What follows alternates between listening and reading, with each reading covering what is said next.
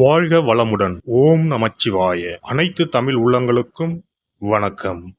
நாம் இந்த பதிவில் வாக்கிய பஞ்சாங்கத்தின்படி பெயர்ச்சியாகும் சனி பகவானால் உங்கள் வாழ்வில் உண்டாகும் நற்பலன்கள் என்ன என்பதனை பற்றியும், கெடுபலன்கள் ஏற்படுமாயின் ராசிக்காரர்கள் செய்ய வேண்டிய பரிகாரம் என்ன, வழிபட வேண்டிய தெய்வம் யார் என்பதனை பற்றியும் விரிவாக காண்போம். 9 கிரகங்களுமே குறிப்பிட்ட கால இடைவெளியில் நகரக்கூடியவைதான். ஆனாலும் சில கிரகங்களின் பெயர்ச்சி மட்டுமே பெரும் தாக்கத்தை ஏற்படுத்தக்கூடியது என்பதால் அவை மட்டுமே பிரதானமாக பார்க்கப்படுதுங்க.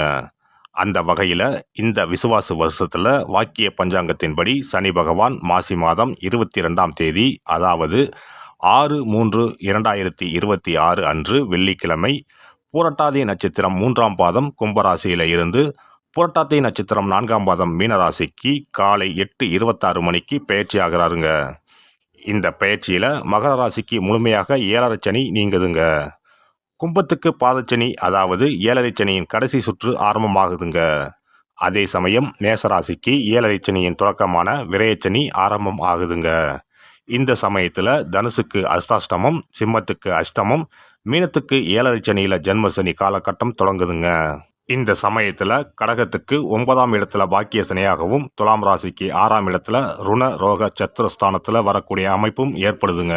அவருடைய 3, 7, 10ஆம் பார்வைகள் முறையே ரிஷபம், கன்னி, தனுசு ராசிகளில் பதியுதுங்க.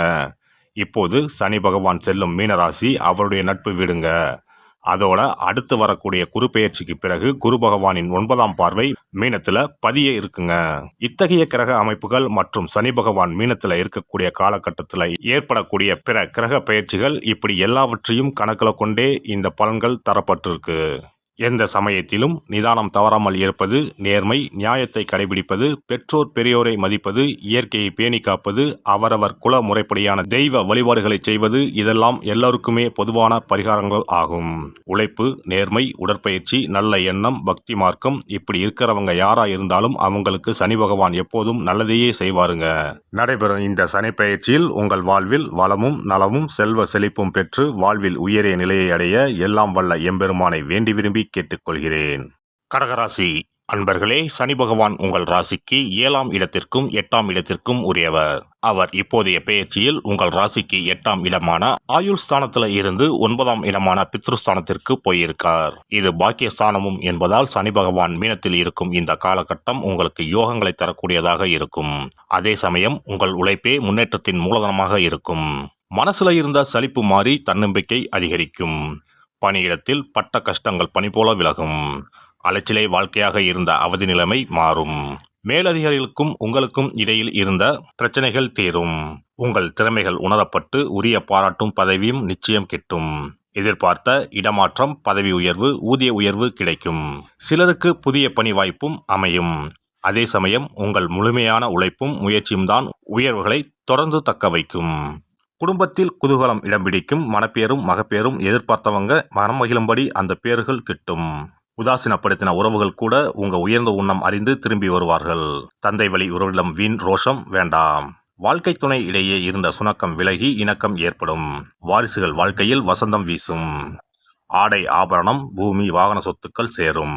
குலதெய்வ பிரார்த்தனையை நிறைவேற்றும் சந்தர்ப்பம் நிச்சயம் வரும். செய்யும் தொழில சீரான வளர்ச்சி உருவாக தொடங்கும். தேங்கி கிடந்த முதலீடுகள் முடக்கம் நீங்கி லாபம் தர ஆரம்பிக்கும். அரசு வழியில் எதிர்பார்த்த தொழில் அனுமதி கிட்டும். அரசியல் துறையினருக்கு ஏற்றமும் மாற்றமும் ஏற்படக்கூடிய காலகட்டம் இதுவாகும். சிலருக்கு கூடுதல் பொறுப்பும் பதவியும் தேடி வரக்கூடும். இந்த சமயத்தில் மேலிடத்திற்கும் உங்களுக்கும் எதிராக சிலர் சூழ்ச்சி வலை பின்ன நினைக்கலாம். வார்த்தைகளில் கவனமாகவும் கையெழுத்திடும் போது நிதானமாகவும் இருக்கிறது அவசியம். பெண்களுக்கு திடீர் யோகத்துக்கான வாய்ப்புகள் உண்டு. அது உங்க விடாமுயற்சியின் பலனாகவே இருக்கும். யாருடனும் வீண் வாக்குவாதம் வேண்டாம். வாரிசுகளுடன் மனம் விட்டு பேசுங்க. மாணவர்கள் மதிப்பும் மதிப்பெண்ணும் பெறக்கூடிய காலகட்டம் இதுவாகும். சுணங்கியே இருக்காம சுறுசுறுப்பை வளர்த்துக்கிட்டா சூரியனாக பிரகாசிக்கலாம். கலை படைப்பு துறையினருக்கு அடுத்தடுத்து வாய்ப்புகள் வரும். உங்கள் படைப்பை நீங்களே நேரடியாக கவனிக்க வேண்டும். பயணங்களில் உடைமை பத்திரம். ஒற்றை தலைவலி, அஜீரணம், அலர்ஜி உபாதைகள் வரக்கூடும். பெண்கள் மாதாந்திர பிரச்சனை சமயத்தில் கவனமாக இருக்க வேண்டும். இந்த சனி பெயர்ச்சி காலகட்டத்தில் ஒரு முறை திருக்கொள்ளிக்காடு திருத்தலம் சென்று பொங்கு சனி பகவானை வணங்குங்கள். சனிக்கிழமைகளில் பக்கத்து பிள்ளையார் கோவிலுக்கு சென்று கும்பிடுங்கள். உங்கள் வாழ்க்கை வெளிச்சமாகும். சிறப்பு தொகுப்பு. சனி பெயர்ச்சியால் ஏற்படும் பாதிப்புகளை சரி செய்யும் சக்திமிக்க 10 பரிகாரங்கள். சனி பகவானுக்கு உரிய சனிக்கிழமைகளில் விரதம் இருந்து அவரை வழிபடுவது மகத்தான பரிகாரமாகும். இந்த விரதத்தில் மதியம் ஒருவேளை மட்டும் உணவு உட்கொள்ள வேண்டும். இயலாதவர்கள் பழம் மற்றும் எளிய உணவுகளை ஏற்கலாம்.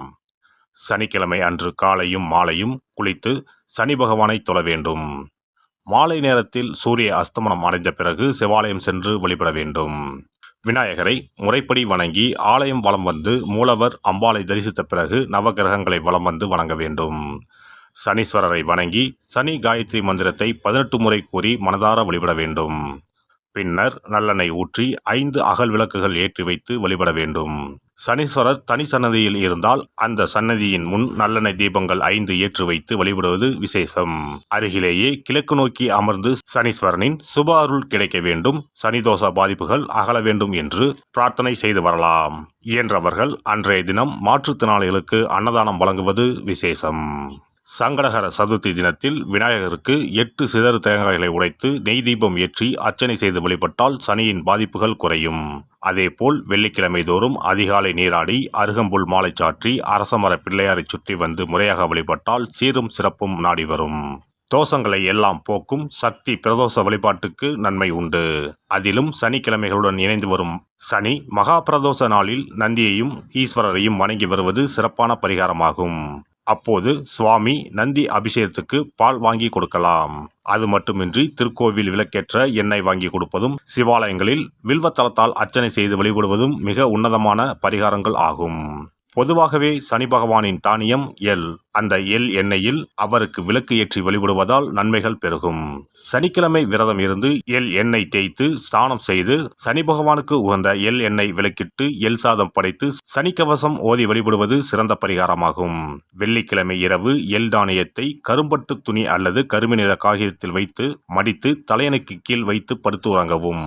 மறுநாள் காலையில் எள் எண்ணெய் தேய்த்து குளித்து முதல் நாள் மடித்து வைத்த எள்ளை வடித்த சாதத்தோடு கலந்து நைவேத்தியம் செய்து காக்கைக்கு வழங்க நன்மைகள் ஏற்படும். சனி தோஷங்களை போக்கி நன்மைகளை உண்டாக்கும் கண்கண்ட தெய்வம் ஆஞ்சநேயர். ஆகவே இயன்ற போதெல்லாம் அனுமனுக்கு வடைமாலை சாத்தி துளசி மாலை அணிவித்து வெண்ணெய் அர்ப்பணித்து வழிபட்டு வந்தால் சனிதோஷ பாதிப்புகள் நீங்கும். வீட்டில் நலப்புராணம் படிப்பதாலும் நேரம் கிடைக்கும் போதெல்லாம் ராமநாமத்தை உச்சரிப்பதாலும் பாதிப்புகள் நீங்கி பயனடையலாம். ராமநாம ஜபம், சுந்தரகாண்ட பாராயணம் என குழுவாக இணைந்து கூட்டு பிரார்த்தனை செய்வது மிக அற்புதமான பலன்களை பெற்றுத்தரும். சனிக்கிழமைகளில் சனி பகவானின் அதிபதியான மகாவிஷ்ணுவை வணங்கி விஷ்ணு சகசரநாமம் அல்லது அனுமன் சாலிசா பாராயணம் செய்தால் எண்ணற்ற நன்மைகளை பெறலாம். நல்லெண்ணெய், உளுந்து, இரும்பு சட்டி ஆகியவற்றை ஏழை எளியோருக்கு தானம் செய்யலாம். அதேபோல் சனி ஆதிக்கம் செலுத்தும் பூசம், அனுசம், உத்திரட்டாதி ஆகிய நட்சத்திர நாட்களில் அன்னதானம் செய்வது சிறப்பு. நடக்க முடியாத மாற்றுத்திறனாளிகளுக்கு நம்மால் முடிந்த உதவிகளை செய்தால் சனி பகவான் அருளால் மகிழ்ச்சியான வாழ்க்கை அமையும். எல்லாம் வல்ல இறையருளால் நீங்களும் உங்கள் அன்பு குடும்பமும் உடல் நலம், நீலாயுள், நிறை செல்வம், உயர் புகழ், மெய்ஞானம் ஓங்கி வாழ்க வளமுடன். இந்த வீடியோ பதிவு உங்களுக்கு பிடித்திருந்தால் லைக் பண்ணுங்க, கமெண்ட் பண்ணுங்க, ஷேர் பண்ணுங்க, மறக்காம சப்ஸ்கிரைப் பண்ணுங்க, பக்கத்துல இருக்கிற பெல் பட்டனை கிளிக் பண்ணுங்க. நன்றி, வணக்கம். ஓம் நமச்சிவாய. சிவாய நம.